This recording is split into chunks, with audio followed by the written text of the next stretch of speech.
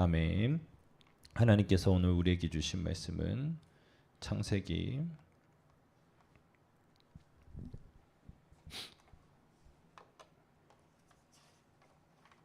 16장입니다.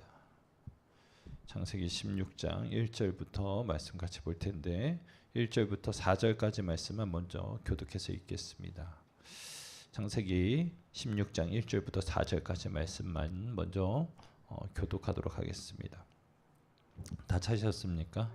교독하겠습니다. 아브라함의 아내 사레는 출산하지 못하였고 그에게 한 여종이 있으니 애굽 사람이요 이름은 하갈이라.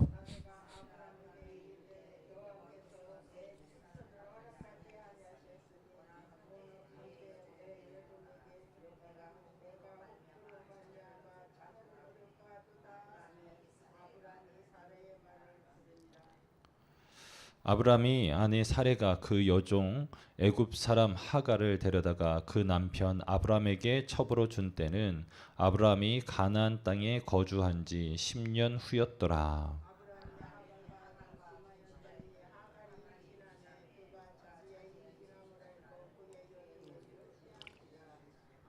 아멘. 우리 말씀은 계속 읽어가면서 같이 풀어갔으면 좋겠습니다. 오늘 말씀 준비하면서 원래는 이제 이 말씀이 뭐 그렇게 나눌 게 그렇게 많지가 않아서 본문을 길게 잡았는데 말씀을 준비하다가 보니까 제가 창세기 강해는 이제 제가 기억하기로는 이제 3번째 하고 있는 거거든요. 근데 이제 과거에 있었던 설교문이나 그거를 잘 안 보고 그냥 저는 따로 또 해요. 그래서 이제 나중에 한 번씩 들어보거나 때로는 설교문을 보거나 해서 아 이때는 이렇게 설교했구나 그렇게 이제 보게 되는데 이 창세기 16장 말씀을 어저께 이제 설교 준비하는 가운데 창세기 하면서 가장 재밌었어요. 개인적으로는 제일 재밌었어요. 그래서 말씀이 좀 길어질 것 같아서 4절까지만 읽었습니다. 일단은 말씀 같이 나누면서 은혜 받았으면 좋겠습니다. 우리가 다 아시는 것처럼 창세기 11장 40절 말씀을 보면 어떤 말씀이 있냐면 40절이 아니라 30절이에요. 30절 말씀을 보면 뭐라고 되어 있냐면 사레는 임신하지 못함으로 자식이 없었더라라고 이미 창세기 11장에서 나와요. 그러니까 그때가 언제냐면 아브라함의 아버지 데라가 이제 갈대아인의 우르 땅에서 이제 살다가 이제 하나님께서 부르셨는지 어떤 연유인지 하란이라고 하는 동네 거기가 고향이에요. 고향으로 다시금 돌아가고 있었던 때였어요. 그때에 여러분 성경에서 분명하게 말해요. 사레는 임신하지 못함으로. 그러니까 임신하지 못하는 이유가 사레에게 어떤 문제가 있었던 것 같아요. 자, 오늘 말씀 창세기 16장에 다시금 그 말씀을 또 언급하는 거예요. 왜 그랬겠습니까? 앞서 하나님께서 우리가 그제 봤던 것처럼 하나님은 아브라함에게 축복의 약속을 해주시잖아요. 그게 뭡니까? 자녀에 대한 약속이었어요. 첫 번째는. 그리고 두 번째는 땅에 대한 약속이었죠. 여러분 하나님은 이미 창세기 11장 30절 그러니까 아브라함을 본토 친척 아비의 집을 떠나라고 하기 이전부터 하나님은 아셨단 말이에요. 무슨 얘기인지 아세요?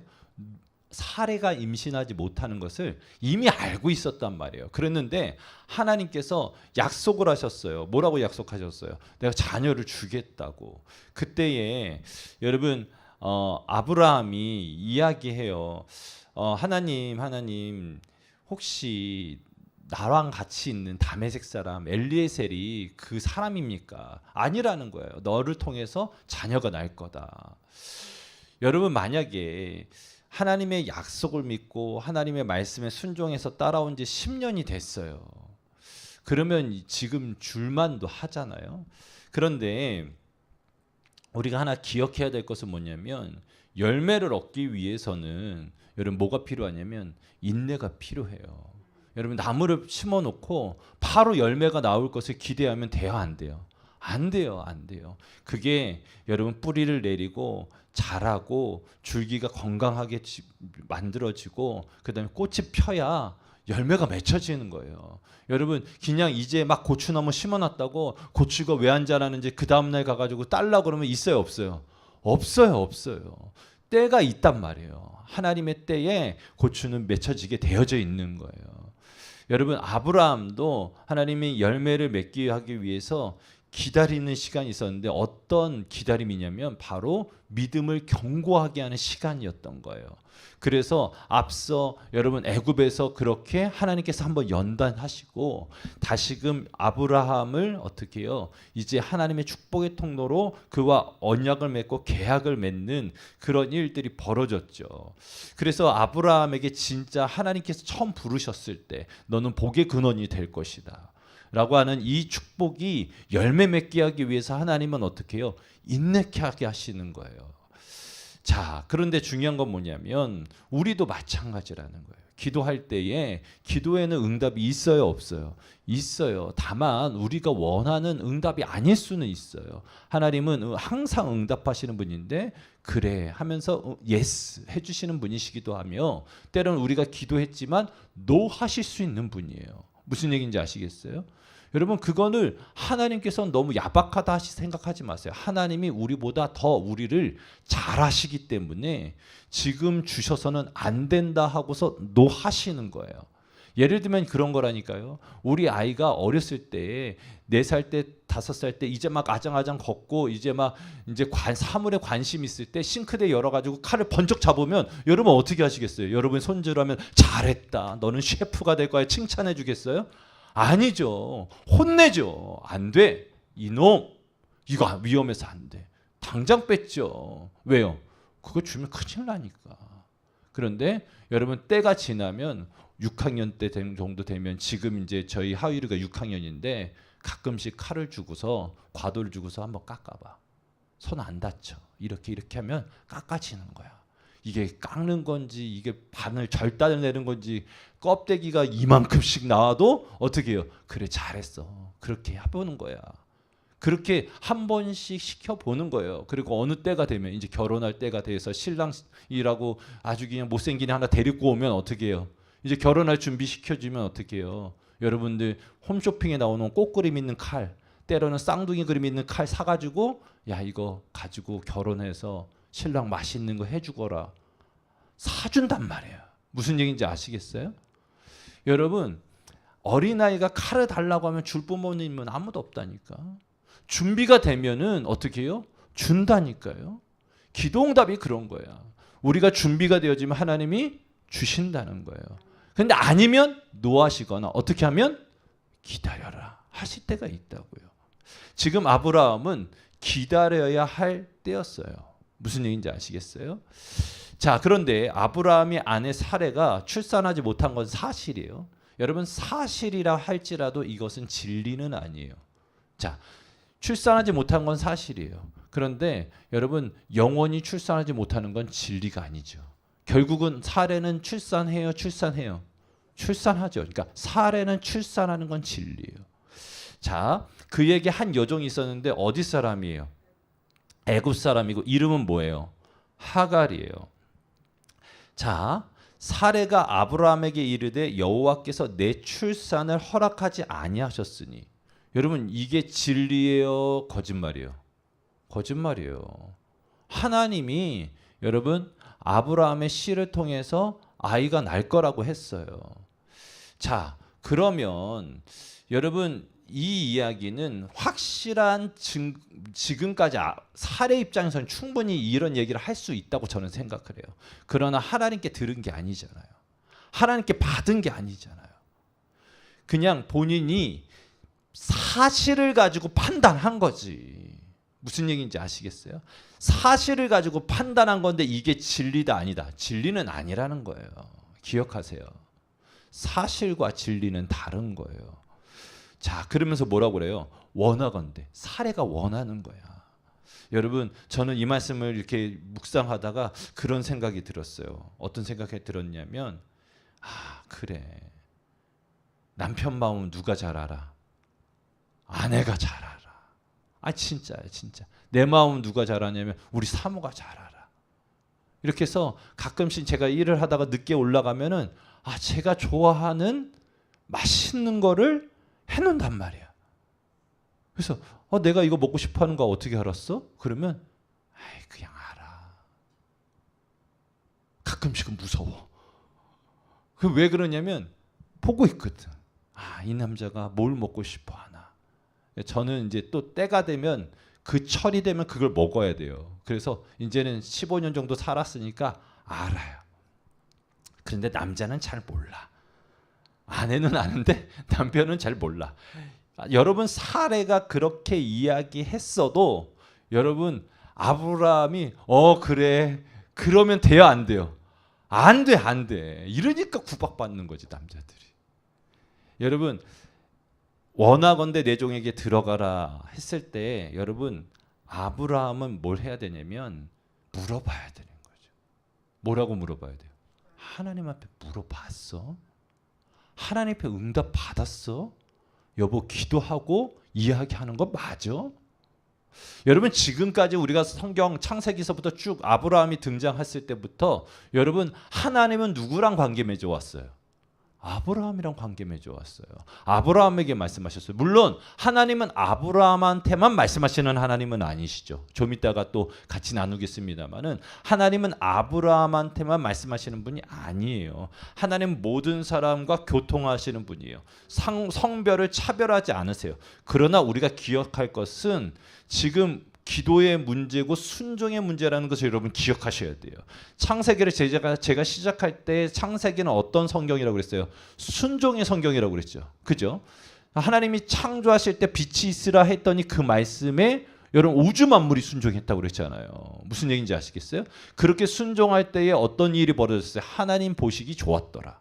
이해되세요? 자, 하나님께서 선악과를 만드시고 거기에 생명나무를 만드시고 여러분 저 선악과 먹으면 정령 죽으리라 말씀하셨어요. 그것을 순종하느냐 순종하지 않느냐 이 싸움이었다니까요. 무슨 얘기인지 아시겠어요? 원수 마귀의 말을 듣느냐 하나님의 말씀을 듣느냐.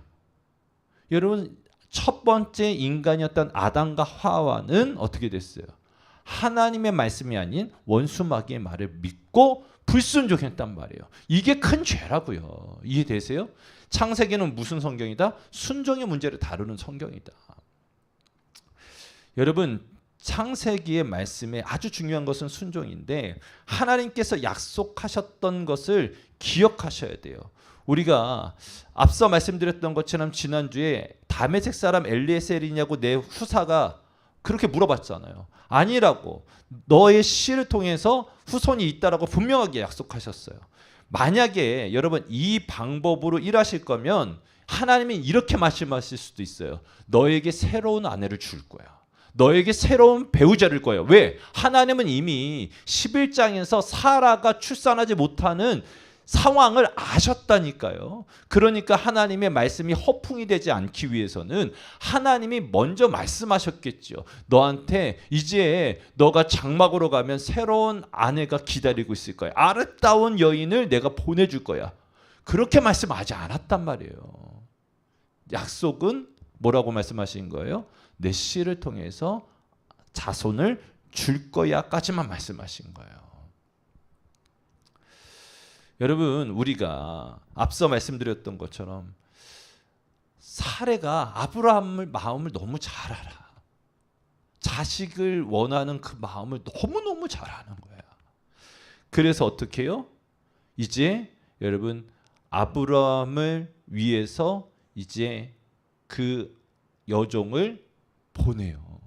그래서 아브라함을 등 떠 밀어서 그 방에 넣는다니까. 그런데 여러분 우리가 아내의 이야기에 존중하고 그거를 경청할 필요가 있죠. 그러나 앞서 말씀드렸던 것처럼 여러분 모든 아내의 이야기에 듣고 따라가면 문제가 생길까요? 안 생길까요? 생겼죠. 대표적인 얘기가 앞서 말씀드렸던 하와 얘기잖아요. 하와가 여러분 뱀한테 이야기를 듣고 거기서 하나님한테 물어봤어야죠. 그리고 나서 아담이도 마찬가지야. 여보 이거 너무 맛있어. 이거 당신 한번 먹어봐. 아 이거 먹으면 죽는다고 그랬어. 하나님 앞에 물어보고 먹어보는 거야? 난리를 쳤어야죠.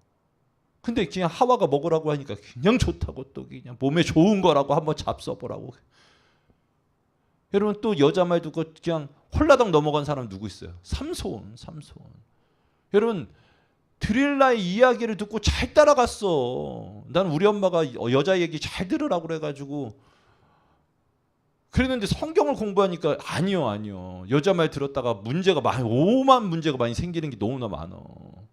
그런데 기도하는 사람의 이야기는 들을 필요가 있더라는 거야. 그래서 오늘 말씀 준비하다가 제가 회개했다니까요. 우리 아내가 기도하는 사람인데 기도하는 아내가 이야기할 때 불순종했던 때가 많이 있었거든. 여러분 어찌됐든 여러분 우리가 기억할 것은 여러분 우리가 첫 번째는 뭐냐면 여러분 이제 여기 지금 저하고 우리 박상인 장로님하고 부목사님 빼놓고는 다 여자분이니까 여자분들을 위해서 권하는 건 뭐였겠어요? 기도하는 아내가 되셔야 돼. 할렐루야. 그러니까 여러분들이 이미 절반 이상으로 오신 거야. 왜? 기도하러 나왔으니까. 저는 오늘 이 시간 여러분들 마음껏 축복하고 싶어요. 온라인으로 예배하시는 분들 그리고 현장에서 예배하시는 모든 여성분들 축복합니다. 할렐루야. 자, 그런데 여러분 제가 말씀 묵상을 하다가 궁금해졌어요. 누가 궁금해졌냐면 이 하갈이가 너무 궁금해진 거예요. 여러분 하갈은 어디 출신이에요? 애굽이에요. 애굽. 자, 여러분 나중에 나누겠습니다만은 여러분 하나님께서 지금 도전하시는 것은 바로 이거예요. 지금 앞서 아브라함이 하나님께 안 묻고 어디 갔었어요? 애굽 갔다가 된통 당했잖아요. 그죠? 그리고 와서 지금 이 자녀 문제, 하나님의 약속을 받고 이제 여러분 자녀를 이제 얻으려고 하는 과정 가운데 지금 누가 등장했어요? 애굽 사람이 등장했잖아요. 이거는 단순히 애굽 여인으로도 볼 수 있겠지만 어떻게 볼 수 있겠어요? 그냥 애굽으로도 볼 수 있는 거예요. 또 애굽으로 가는 거예요. 또 애굽으로. 애굽 가서 된통 당하고 왔는데 또 뭐 어디로 가는 거예요? 애굽으로 가는 거예요. 여러분 아브라함은 부가 많았어요. 앞서 가나안 지역 전쟁에서 아브라함 집에서 길러진 사람만 창세기 14장 14절 말씀 여러분 기억하실 거예요. 아브라함이 그의 조카가 잡혔으므로 듣고 집에서 길리고 훈련된 자 몇 명이냐면 380명을 거느리고 단까지 쫓아갔다고 그래요.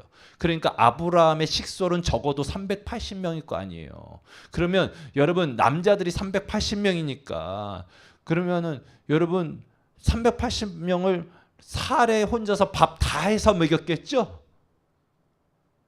아니지. 사모님인데. 그럼 어떻게 하겠어요? 밥하는 여종들도 있었을 거 아니에요. 물 길는 여종들도 있을 거 아니에요. 여종들이 많았을 텐데 왜 하필이면 애굽 여인이었겠냐 이거예요. 저는 말씀 준비하는데 너무 재미있는 거야. 진짜 그러네.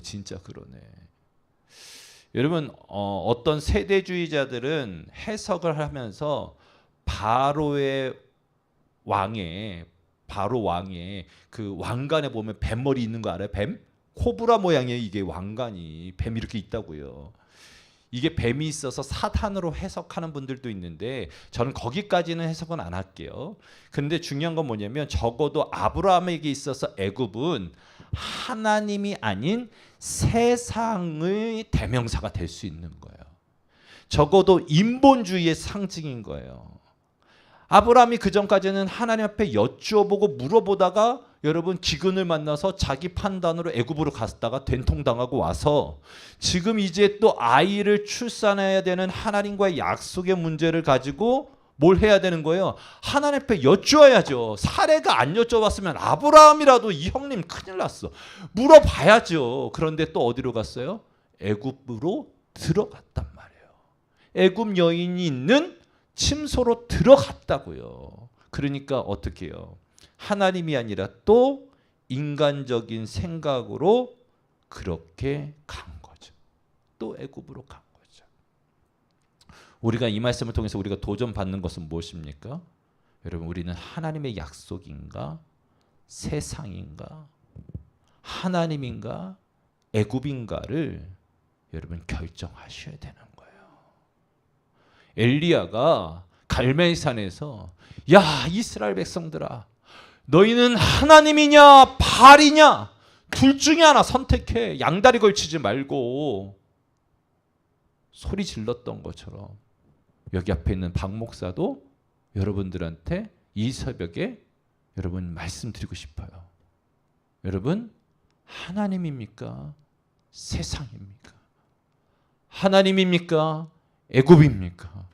여러분 아브라함을 통해서 지금 우리에게 계속해서 말씀하고 있는 건 뭐예요? 애굽이 아니라 세상이 아니라 하나님을 붙들어야 된다는 거예요. 하나님의 말씀에 순종할 때에 아브라함은 비로소 축복의 근원이 되는 것이고 하나님의 말씀에 순종할 때에 그를 통해서 씨가 나오는 것이고 하나님의 말씀에 순종할 때에 어떻게 해요? 그가 가나안 땅을 취하게 되는 거예요. 저는 소망하는 것은 우리 계암교회 성도님들 여러분뿐만 아니라 진짜 우리 계암교회가 지금 결정해야 될 부분이라고 저는 생각해요. 하나님인가 세상인가? 진짜 하나님인가 세상인가? 저는 저와 여러분들이 정말로 하나님께 나아갈 수 있기를 예수님의 이름으로 축원합니다.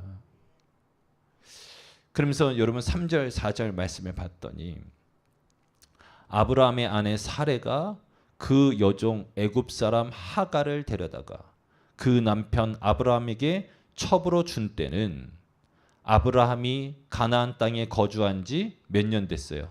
10년 후였더라. 4절 말씀에 아브라함이 하갈과 동침하였더니 하갈이 임신하매 그가 자기의 임신함을 알고 그의 여주인을 어떻게 했어요? 멸시한지라. 여러분 이제 실질적으로 아브라함은 결국은 애굽의 방으로 들어갔어요. 애굽의 길을 선택했어요. 그리고 나서 여러분 하갈과 동침해서 아이를 임신했네. 아 진짜 아브라함의 문제가 아니라 사레의 문제였어요. 그리고 나서 여러분 아이를 가졌어요. 여러분 잘 된 거예요? 잘 된 거예요? 안 된 거예요? 안 된 거예요. 아니, 세상 사람들은 이야기할 거예요. 아이고 이제 아브라함 걱정 덜 했네. 이제 끝났네. 라고 이야기할 거예요. 왜? 아, 드디어 임신했으니까. 그토록 소원했던 게 풀어졌으니까. 그런데 여러분 기억하세요. 하나님의 뜻이 아니면 여러분 나중에 보세요. 이 이스마엘의 후손이 이스라엘 자손들을 얼마나 괴롭혀요. 처음부터 괴롭혀요. 처음부터. 이삭이가 이제 막 아장아장 걸기 시작할 때부터 비웃고 조롱하고 괴롭혀. 무슨 얘기인지 아시겠어요? 결코 이게 축복이 아니라는 거예요. 그러니까 여러분 악인의 형통을 부러워하지 마세요. 무슨 얘기인지 아시겠어요? 하나님께 불순종해서 잘된 사람들, 하나님께서 불순종해가지고 뭔가 좀 얻은 사람들, 여러분 부러워하지 마시라고요. 그게 축복이 아니라니까요. 이해되세요? 여러분 지금 아브라함이 하갈을 통해서 임신한 게 축복이에요? 아니라니까요.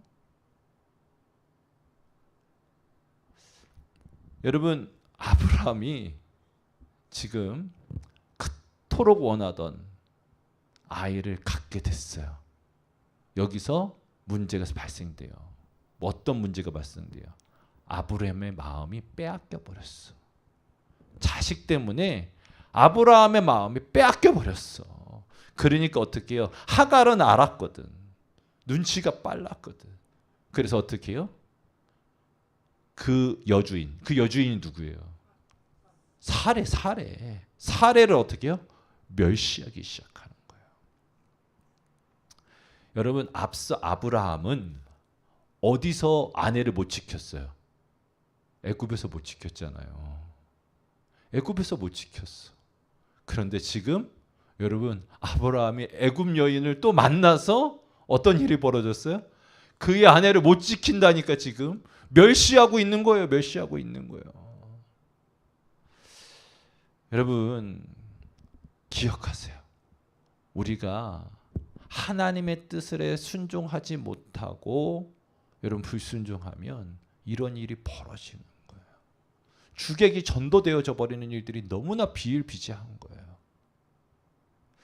여러분 정말로 저는 소망하는 것은 우리가 조금 다른 사람들보다 늦게 가고 다른 사람들보다 좋은 것 못 먹고 못 입어도 우리가 정말로 바른 길 가셨으면 좋겠어요.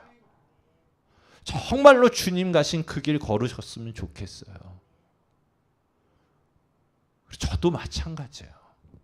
저도 이제 40대 중반 이제 지나가서 이제 주변에 있는 목사님들이 이제 한참 목회를 달려갈 때거든요. 저도 왜 안 그러겠어요. 저도 좋은 더 이렇게 목회적으로 왕성하게 활동하고 싶고 그런 마음이 왜 없겠어요. 그런데 여러분 하나님 앞에 기도하면 하나님이 그걸 바라시는 건 아니더라고요. 하나님은 목회를 크게 하든 작게 하든 늘 제가 말씀드리는 것처럼 하나님의 뜻 가운데 하기를 원하고 계시더라고요. 그래서 여기 앞에 있는 박 목사든 우리 김강성 목사님이든 우리 박인혜 전사님이든 기도해 주셔야 돼요. 이 마음이 변치 않게끔. 이 마음이 변치 않게끔. 아브라함처럼 이게 마음을 빼앗길 수 있으니까. 무슨 얘기인지 아시겠어요? 저 오늘 이제 말씀을 더 하고 싶은데 여기서 멈춰야 돼요. 시간이 벌써 지나가 버렸어요. 여러분, 저는 그래요. 오늘 말씀 준비하면서 막 그냥 되게 마음이 막 쿵쾅쿵쾅 거렸어요. 오랜만에 쿵쾅쿵쾅했어요. 하나님께서 우리 새벽에 나오시는 성도님들 사랑하시나 보다. 정말 중요한 것들 말씀하고 싶으신가 보다. 사랑하는 성도 여러분 기억하세요. 하나님은 우리가 세상에서 이야기하는 게 사실일 수도 있어. 근데 그게 하나님이 그게 진리야 하기 전까지는 절대 그걸 믿지 마세요. 무슨 얘기인지 아시겠어요? 그걸 붙들지 마세요. 하나님의 약속이 하나님 말씀이 있다고 한다면 여러분 그 말씀을 붙드세요. 그리고 나서 여러분 우리가 늘 선택 앞에 있다니까요. 제가 자주 말씀드립니다만은 인생은 뭐예요? B에서부터 D인데 그 사이에 뭐가 있어요? C가 있잖아요. B, C, D니까 A, B, C, D, E, F, C 할 때 B, D 사이에 C가 있다니까요. 그거를 프랑스 실존주의 철학자가 뭐라고 얘기했어요? B는 태어남, birth고 D는 죽음의 death인데 그 사이에 C는 뭐예요? choice, 선택이란 말이에요. 그러니까 우리는 항상 선택하면서 살아간다니까요. 짜장면 먹을까 짬뽕 먹을 거만 선택하는 게 아니라 항상 내가 하나님의 말씀에 순종하면서 살 것인가 아니면 애굽을 선택할 것인가 항상 고민하고 있단 말이에요. 오늘 이날에도 여러분 바르게 C를 선택하셨으면 좋겠어요. 그런데 여러분 박촌에 있는 계암교회에 있는 아주 잘생긴 목사가 이런 얘기했다니까. 신앙은 B와 D 사이에 C다. 뭔 말이야? 또 했던 얘기를 또 왜 또 해? 근데 제가 말씀드렸잖아요. 이 C, 초이스, 선택을 잘하기 위해서 C만 붙들면 된다. 그게 뭐예요? 크라이스트. 아멘이십니까? 예수만 잘 붙들면 여러분 우리의 태어남과 죽음 사이의 수많은 선택의 문제를 어떻게 할 수 있다? 잘 선택할 수 있다. 아멘이십니까? 그래서 오늘 이날에도 여러분 누구를 붙잡는 거예요? 예수님 붙잡는 거예요. 예수님과 동행하시는 거예요. 그리고 예수님이라면 어떻게 하셨을까 묻는 거예요. 그리고 주님께서 가신 길이라고 한다면 그 길이 가시밭길이어도 걸어가 보자고요. 그럴 때 어떤 역사가 일어나냐면 가시밭길을 걷는데 여러분 마치 여러분 에이스 침대 아세요? 수면은 과학이다. 그냥 폭신폭신한 길을 걸을 수 있는 역사가 나타난다니까요. 아멘이십니까? 많은 사람들이 작은 풍랑 보고 가시밭길 보고 못 내딛어요.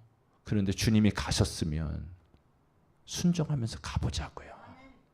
그때 하나님께서 그 길을 갈아엎으셔서 우리가 갈 수 있는 가장 좋은 길, 천국의 흔해 빠진 그 길, 황금길을 깔아주신다니까요. 전 저와 여러분들이 그 길을 걸어갈 수 있기를 예수님의 이름으로 축원합니다.